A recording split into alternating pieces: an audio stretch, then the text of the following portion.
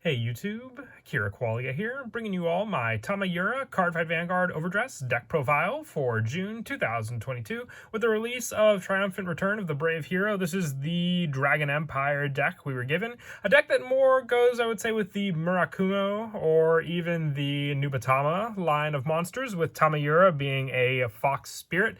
It's a deck that focuses on also having 2 glitter units, one of the unique things to this deck compared to all the other ones where they just have 1 unit to work with. This deck has 2 grade 2 units, so very awesome deck. So let's go ahead and get started with the deck profile. So we'll go ahead and start off with the ride deck, with the Tamayura line being the entire ride deck. Our grade 0 is Nine-Tailed Fox Spirit, Tamayura. When rode upon, if you want second, draw a card as the standard for the starters. The grade 1 is In the Calm Sunlight, Tamayura. When this unit is placed by riding from Nine-Tailed Fox Spirit, Tamayura, you look at the 7 cards of your deck and choose up to 1 card with Rirumi or Rarumi in its card name, or a Fox art card from among them. Reveal it, put it in your hand, and shuffle your deck. So real good search power, being able to search out either the 2 glitter units or even just one of your fox art cards from among them and adding it to your hand, with our grade 2 being the Festival of Burning Tamayura. When this unit is placed by riding from In the Calm Sunlight Tamayura, choose 1 card with Rirumi or Rarumi in its name from your drop zone and put it into your hand. So this basically allows you to use the 2 glitter units as the discard cost for the ride deck, and then just add them back to your hand to then use later on, with our grade 3 being the Deepening Night Tamayura as your main go-to ride target, and the use for the Persona ride with this unit, along with working with Rirumi and Rarumi. We are also running 3 additional copies in the grade 1 lineup for this card. With it, at the beginning of your ride phase, you get all of your front row get plus 5,000 until end of turn. So it's almost like a rush kind of ability at the beginning of the ride phase, being able to give all your front row that plus 5 power. And on the Vanguard Circle, when this unit card attacks, counterblast 1 and perform all the following. You choose a card from your soul, call it to rear, or choose a card with Rirumi and its card name from your soul, and a card with Rarumi and its card name from your soul, and call them to rear guard. So with this, you have the option to perform one of the following. So you can either call both of your glitter units, Rirumi and Rami, both from the soul, out onto the field, or just one if that's all what you have in it. So she is your setup card for your go-to glitter units all together, with the only other grade 3 that I run in the deck being 3 of the new Excavation Dragon Barrow Dig. With this card, at the end of the battle that this unit attacked, you put this unit into your soul, choose one of your other rear guards, and it gets plus 5,000 to end of turn. So it's just a backup option if you don't have both Rirumi and Rarumi on the field, because those are definitely your go-to grade 2s you want to have on the field for your setup, but just as an added backup option for the grade 3s. For the grade 2s being the main go-to glitter units, I am running 4 twin Direful Dolls Rarumi.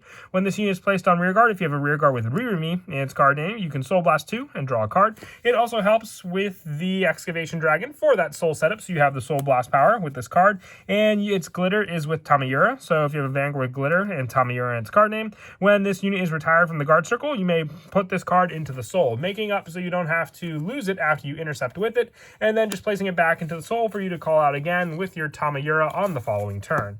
The other unit we run is 4 copies of Twin Direful Dolls of Rirumi. When this unit is placed on rear, if you have a rear guard with Rarumi in its card name, you may Soul Blast 2, choose one of your opponent's rear guards, and your opponent puts that unit into their soul, making up for another option. It's kind of like what the Dark States theme with this card is, to place it into the soul, almost like a Barrow Magnus sort of themed card. But the Dragon Empire also relies on the fact that it gets rid of that rear guard just when unplaced. And with Tamayura also, when this unit is retired from the guard circle, you may put this unit into your soul. So if you double intercept with both of these units, they'll just both go right into the soul for you then to call out with your Tamayura the following turn.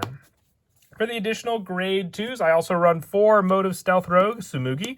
With this card, when this unit is placed on rear, you can Soul Blast 1, choose a normal unit with Stealth in its card name, or Glitter from your drop and put it into your soul. So if your opponent just retires that unit, whether it's Rirumi or Rarumi, you can at least add this unit back into your soul with cards like Tsumugi. That's why I'm running 4 of this card. It's just great for the recycle power and a definite for those units that you definitely do rely on for that setup. And also just being able to have that with our next target, which is also the start of our grade 1 lineup, and that is Stealth Fiend Forktail. I only have 3 of this card. I would run a 4th copy. I have the 1 Acute Dragon from the set as well as a placeholder for it. It has Stealth in its name, so it could be a potential target with the Tsumugi if you don't have Rirumi or Rarumi in the drop zone. But when this unit's placed on rearguard, you may look at the top 7 cards of your deck. If you do, choose up to 1 normal unit with Stealth in its card name or Glitter from among them, put it into your soul and shuffle your deck. So once again, you do have the other target, vice versa, with your Tsumugi, but most of the time you do want to just set up your Rirumi or Rarumi in the soul using this card with that search power. And then for the other grade ones in the deck, I just run the 4 Twin Buckler Dragon, the standard Sentinel with the guard limit. If you only have 1 card in your hand, you don't have to discard for your guard, meaning you can have that lone Sentinel in your hand that you can use against your opponent for the guard without having to discard the other one if they give all that power from the triggers they may get from that to another rearguard to attack into you. And then as for the blitz orders that we run in the deck, the additional blitz order just for the setup of all the playstyle in the deck, and that is Fleeting Shine, that lights life. You play this card with a Soul Blast of 2. If you have a Vanguard with Tamayura in its card name, you choose one of your Vanguards, and it gets Vanguard Circle. All of your opponent's front row get minus 10,000 till end of turn. So this is a blitz order, meaning that you activate it on your opponent's turn, and it also specifies Blitz Order Foxheart in its card name. But with it, you have your soul set up for the intercept to use, so you can use both your Rirumi and Rarumi as guard power against your opponent, then Soul Blast the 2 of them using this card to just make it so all of your opponent's front row units get minus 10,000 power, which can either just take away from a Persona ride they may have tried to use, or even just be weak enough so that they can't even hit any of your units that are on the field because of this card. And that is it for the orders. Moving on now to the trigger lineup. I am running 7 critical, so 4 of the Burning Flail Dragon, just with these soul options, so you have more Soul Blast targets. And also 3 Conduct Spark Dragon, just one of the more fitting cards in the deck to use for sure. And also for the front trigger lineup, I decided to go with the front trigger over the draw trigger because you do have that pressure that you want to utilize. Rirumi and Rarumi will be called out to the field, so then you'll have these 2 units to attack with into your opponent, and more setup disrupting their own plays. So the pressure will really settle on those 2 units being able to hit for pretty big numbers against your opponent. That's why I prefer the front trigger over the draw trigger in this deck. And you can easily build a board with those cards also, so you don't really need draws for that consistency. You can rely on that pressure of the front trigger. And also I'm running 4 of the new heal triggers, so 4 Stealth Fiend Amaviera. This is the one when placed on the guard circle. If your opponent's unit has attacked 2 or more times, it gets plus 15,000 shield to end of battle. So 25k shield against either a restanding Vanguard or a rearguard that restood, with a added trigger bonus, can definitely be blocked quite easily with just this soul heal trigger.